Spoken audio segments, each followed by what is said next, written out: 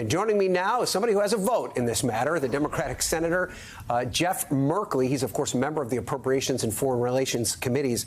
So, Senator, first, what are you hearing from your leadership in the Democratic side concerning their willingness to potentially separate the border from the rest of the supplemental package? Do they see a standalone vote on Israel and Ukraine potentially having a better chance? Or is this a situation that could hasten the death of both of these parameters? Well, certainly it could hasten the death, Ryan, and the Republican caucus is in complete chaos right now, with McConnell, the leader, being attacked both from his Republican right and his Republican left. So the options on the table are to go forward with the full package. Of course, we have not seen the text of a bill at this point, but Democrats have wanted to implement the $14 billion that the President Biden has proposed to solve the problems at the border and work out a deal. And Senator Chris Murphy on the Democratic side and James Lankford on the Republican side have been locked in negotiations for more than a month and are close to a deal. We were looking forward to see it. But listen, if the story is that President Trump wants an open border, does not want this problem to be solved, and he's going to be backed up by open border Republicans to try to keep this open as an election issue, that is not serving America well. And so we really do have to bring to bear the framework here that the Democrats want to implement the Biden plan to solve the problems at the border. But if open border Republicans want to go a different direction, well, we need 60 votes to pass a bill. Well, I do want your personal opinion on the concessions that reportedly the White House and Senate Democrat negotiators have made as it relates to the border package. Do you feel comfortable supporting what you've seen? I know you're going to tell me that you want to see the entire text, but just in terms of your perspective as a progressive Democrat, do you think that these immigration reforms are appropriate? Well, we've seen only glossy descriptions of what's in this deal. So it's impossible to say at this point. And I think that senators on both sides want to know, any member can say, hey, this looks great, but what actually is in it?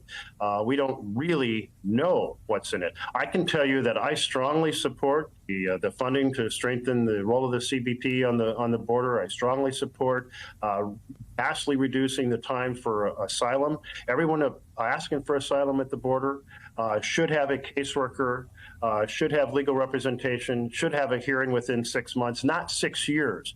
This is crazy. It's a broken down system that fell apart under Trump, has to be fixed. And Biden wants to fix it. I want to fix it. I hope the Republicans want to fix it.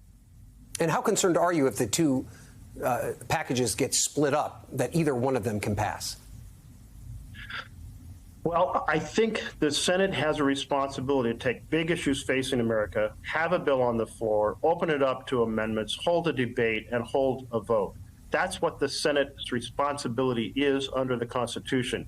If it comes together as one package, it is the biggest set of world issues perhaps ever combined in a single package. You've got Ukraine, and we are at a moment where we're at risk of a kind of a Chamberlain strategy.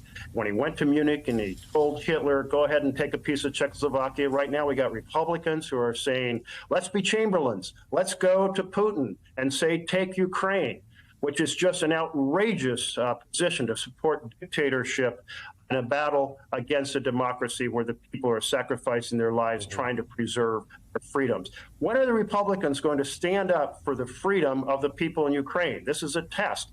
These are big issues being combined together. If they come to the floor, one each separately on Ukraine, on the border, certainly the challenge in the Middle East, and humanitarian aid around the world, that would be fine with me if we have a process where the Senate can actually digest and vote on each piece. If they come as a package, I'll take it any which way. The Senate has to address the big issues facing America. And then on that last piece that you mentioned, the Middle East, Israel specifically, you are among a group of senators that have pushed to make that aid conditional on humanitarian assurances from Israel. Do you feel like that position is gaining traction among your colleagues? Senator Schumer has not ruled it out. It is absolutely growing. The humanitarian catastrophe in Gaza, The aid workers that I went and met with, both the UN agencies and the groups like Mercy Corps and Catholic Relief Services, they said we've been in the worst war conflicts in the world, in Sudan and Yemen, on the front line in Ukraine. We've never seen this level of catastrophe. You have the combination of massive displacement, a massive food shortage, massive water shortage, massive medicine shortage, and massive communications breakdown. That combination makes it really the worst in the world. U.S. cannot be complicit in this situation. Palestinians are not the enemy. Hamas is the enemy. This has to change, and we have to get a lot tougher to insist that it change and make it happen.